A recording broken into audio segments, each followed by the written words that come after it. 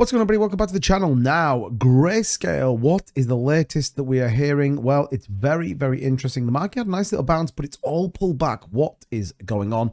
We're going to break it down for you in this video. So you want to step today with cryptocurrency, you know what to do. Smash the subscribe button, hit the like button if you are bullish on cryptocurrency. And that being said, let's get on in. Now, we're going to go back about a month. And Greyscale, remember, requested to convert their spot Bitcoin fund into an ETF. And that was approved at the court. So Greyscale kind of won that kind of landslide victory, and we saw the markets move on the back of it. And ever since then, there's been a cloud over the top of this investment fund in which they were going to do an appeal from the SEC. Now, just for context, the Greyscale investment is $16.6 billion Bitcoin trust. And like I said, it won the lawsuit against the SEC at the DC Circuit Court and ultimately would pave the way then, what we thought, for these spot Bitcoin ETFs, making them a first in the US. Now, we know recently we had those ETFs for Ethereum that opened. Here is the Vanek one. This was one of the first ones that opened. It hasn't had the biggest level of success, currently trading about $15.43. So obviously a lot of work to do. But in more recent announcements, SEC won't appeal the loss in the Greyscale case, boosting the odds GBTC can become a Bitcoin ETF. So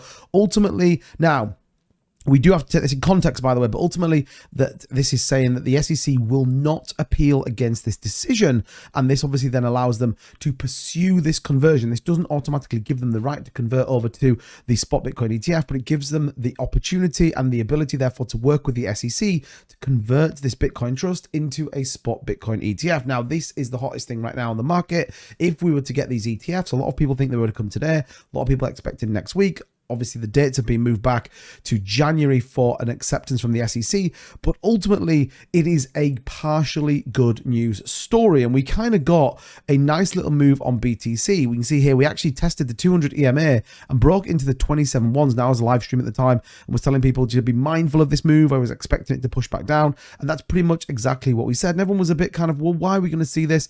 Ultimately, as it stands right now, the SEC hasn't announced anything. They have not confirmed this. It's not been denied, and on the official SEC press release there is nothing on here. Now, would they publicly come out and say that they're not going to pursue it? Maybe not. Remember, the SEC, in my opinion, is about suppressing the market right now. We know that inflation is still out of control. CPI came in a lot hotter than they were expecting. We actually were expecting a decline, and we said pretty flat.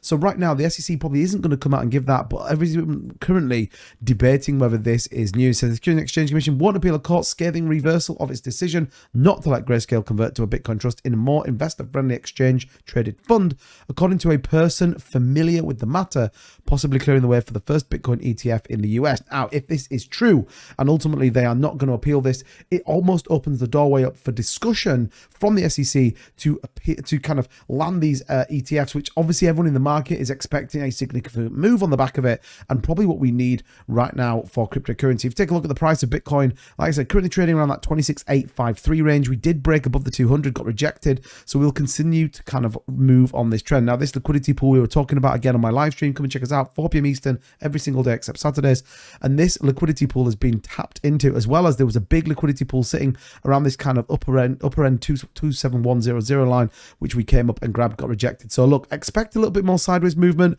The thing is, there isn't a lot of liquidity sat between here, so you can see these volume bars on the right hand side. So this could move quite quickly above this kind of 27.2 range, which we need to keep an eye on. But the overall cryptocurrency market did get a nice little boost, 1.2%, 12.86 up on volume, around 25.5 billion. Going into the weekend is probably a good news story. Now, Saturdays tend to be a little bit quieter than Sundays, and we tend to get a better move on a Saturday than a Sunday, but we need to keep an eye on what next week looks like. Are we going to come out the weekend and get that ETF that we're all waiting for? Get a Bitcoin spot ETF backed by Coinbase into the market. We could definitely see some pretty aggressive price action. But as always, let me know in the comments down below. Do you think those ETFs are coming next week? Do you think the SEC is definitely not going to appeal? Remember, it's midnight in the Eastern Standard Time of the US, which is probably in about 2 or 3 hours from the time you see this video.